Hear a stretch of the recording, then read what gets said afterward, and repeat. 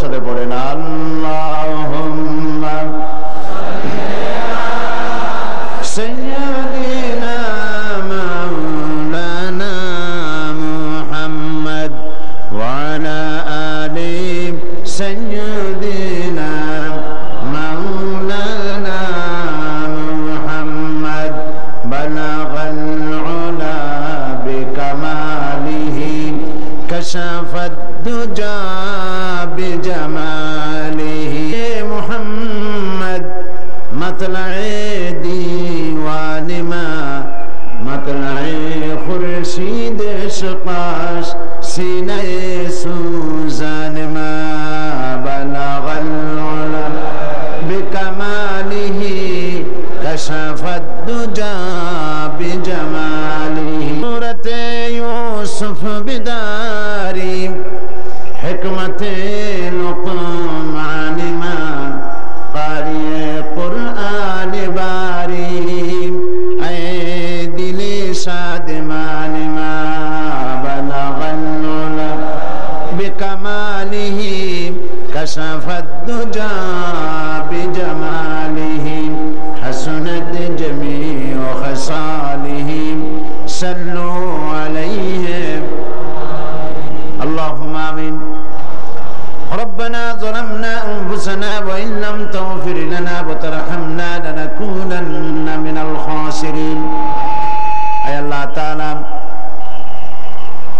ইসলামী সমাজ কল্যাণ পরিষদ কর্তৃক আয়োজিত চট্টগ্রাম প্যারেড ময়দানে 5 দিন ব্যাপী তাফসীরুল কোরআন মাহফিলের আজকের এই দ্বিতীয় দিবসে পবিত্র এই রজনীতে কয়েকবার দরুদ ও সালাম পড়ে তোমার দরবারে হাত তুলেছি, মেহেরবানি করে দরুদ ও সালাম টুকুন সোনার মদিনায় নবী পাকের রওজা মোবারকে পৌঁছে দাও।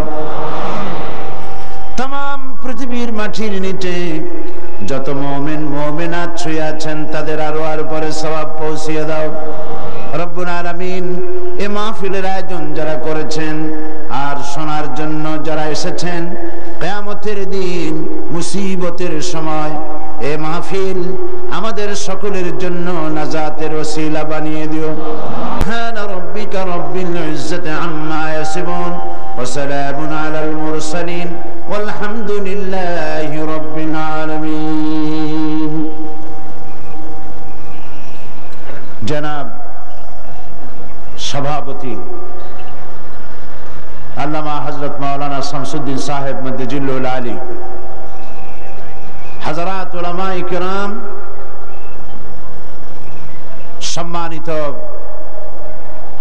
শ্রোতৃ মণ্ডলী, পর্দার আড়ালের মা ও বোনেরা, আসসালামু আলাইকুম ওয়া রাহমাতুল্লাহি ওয়া বারাকাতুহু। আমরা মহান আল্লাহ সুবহানাহু ওয়া তাআলার দরবারে লাখো কোটি শুকর আদায় করছি যে মহান আল্লাহ তাবারক ওয়া তাআলা কোরআনে কারীমের আযীম মাহফিলে আমাদেরকে শরীক হওয়ার তৌফিক এনায়েত করেছেন। তার দরবারে শুকরগুজার হচ্ছি। সকলে পড়ছি আলহামদুলিল্লাহ। রব্বানা লাকাল হামদ হামদান কাসীরান তাইয়িবান মুবারাকান ফীহি। আজকের এক পবিত্র রজনীতে আমরা এখানে উপস্থিত হয়েছি, যেটা হচ্ছে নিসফুম মিন শাবান, পবিত্র শাবান মাসের মধ্যরাত্রি। এই রাত্রি সম্পর্কে রাসূল করিম সাল্লাল্লাহু আলাইহি ওয়াসাল্লামের ইবাদতের কথা হাদিস শরীফে রয়েছে। হযরত আয়েশা সিদ্দিকা রাদিয়াল্লাহু তাআলা আনহা তিনি বর্ণনা করেছেন, আমি ঘুমের থেকে জেগে রাসূল করিম সাল্লাল্লাহু আলাইহি ওয়াসাল্লামকে আমার কাছে পাইনি। খুঁজে খুঁজে তাকে পেলাম, তিনি সিজদায় পড়ে কাঁদছেন এক বর্ণনায় এসেছে তাকে পেয়েছি সিজদায় পড়ে কাঁদছিলেন, আর এক বর্ণনায় এসেছে তাকে জান্নাতুল বাকিতে পাওয়া গেল। প্রশ্ন করা হলো, হে রাসূল, আপনি কাঁদছেন এবং দীর্ঘক্ষণ সিজদায় পড়ে আছেন। রাসূল সাল্লাল্লাহু আলাইহি ওয়াসাল্লাম বলছেন, তুমি জানো না এটা হচ্ছে নিসফু মিন শাবান, এটা হচ্ছে শাবানের মধ্যরাত্রি,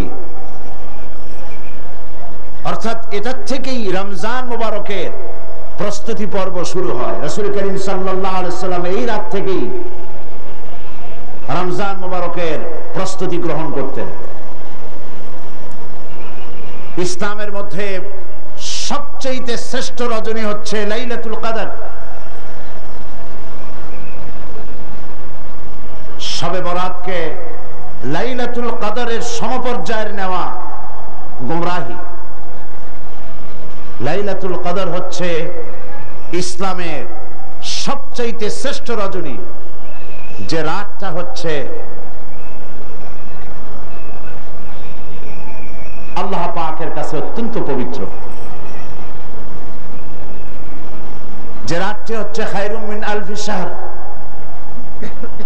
সেটা হচ্ছে লাইলাতুল কদর, লাইলাতুল মুবারক। আজকের রাত্রে একটি পবিত্র রাত। এ রাত্রে রাসূল সাল্লাল্লাহু আলাইহি ওয়াসাল্লাম কবর জিয়ারত করেছেন,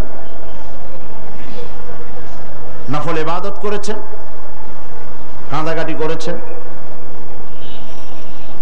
আমরাও আজকে আল্লাহ পাকের দরবারে ধর্ণা দেব। তবে প্রচলিত শবে বরাত যেটা করা হয়, রুটি তৈরি করা, হালুয়া তৈরি করা এবং এগুলি বিতরণ করা, এই রাত্রের জন্যই খাস করে নেওয়া, এটা সঠিক নয়। রুটি হালুয়া বিতরণ প্রত্যেক রাতেই হতে পারে, প্রত্যেক দিনই হতে পারে। কিছু বেদাত চালু হয়েছে এই রাতকে কেন্দ্র করে। চট্টগ্রামে এরকম হয়নি। বাজি ফোটানো হয়। আমি বুঝি না লাইলাতুল বরাতের সাথে বাজি ফোটাবার সম্পর্কটা কি। আল্লাহ পাক এই গুমরাহি থেকে, বিদআত থেকে আমাদেরকে হেফাজত করুন, আমরা বলি আমিন। আজ পবিত্র রজনীতে এর থেকে শ্রেষ্ঠ ইবাদত আর কি হতে পারবে, যে আমরা আল্লাহ রাব্বুল আলামিনের কালাম, তার কোরআন থেকে আলোচনা করছি, বা জামাত নামাজ আদায় করেছি এবং করব ইনশাআল্লাহ। এবং এই লক্ষ জনতা আল্লাহ পাকের দরবারে ভিখারির মতো হাত উঁচু করব। আর কোরআনে কারীমের আলোচনার চাইতে শ্রেষ্ঠ মাহফিল, শ্রেষ্ঠ ইবাদত পৃথিবীর বুকে আর কিছু হতে পারে না। আমরা আজকে আমি আলোচনা করব, গতকাল ভূমিকা দিয়ে আমি শেষ করেছিলাম। আজকে আপনারা আরো আলোচনা শুনেছেন। আসলে তো এই আলোচনার কোনো শেষ নাই, আছে নাকি কোনো শেষ? আল্লাহ রাব্বুল আলামিন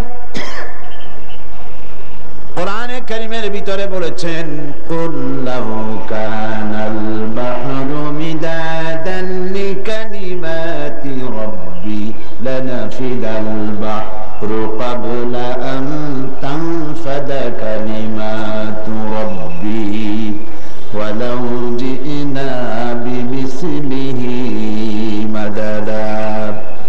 আল্লাহ পাক বলেন, নবী আপনি বলুন, আমার রবের কালামের ব্যাখ্যা করার জন্য, আমার রবের কালেমার ব্যাখ্যা লেখার জন্য তামাম পৃথিবীর সমস্ত পানিগুলি যদি কালি হয়ে যায়, আর যদি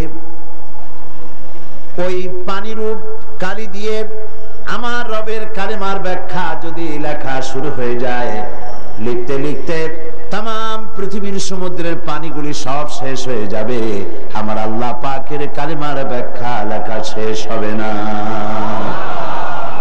হচ্ছে সেই কালামের রব্বানি।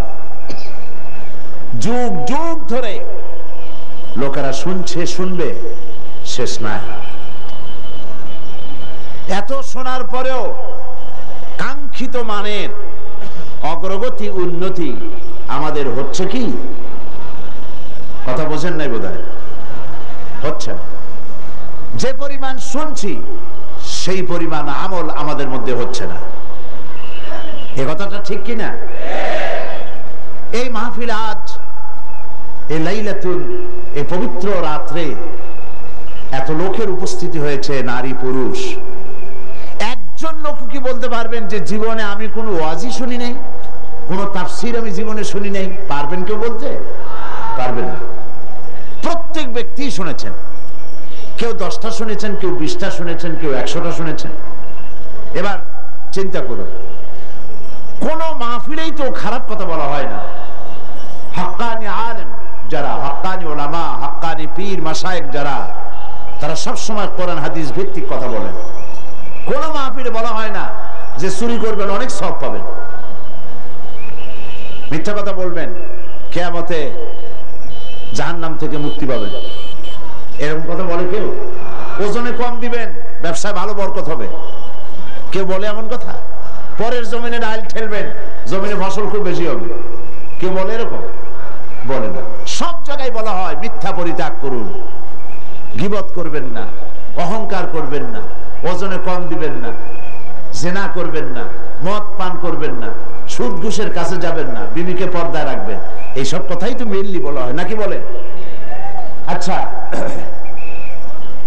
জীবনে যদি কেউ 10টি মাহফিল শুনে থাকেন আর প্রত্যেকটি মাহফিল থেকে একটি করে ভালো কথা, কোরআন হাদিসের একটি করে কথা যদি আমরা জীবনে ধারণ করতাম, তাহলে 10টি ভালো কথা জীবনে ধারণ করা হতো, ঠিক কিনা?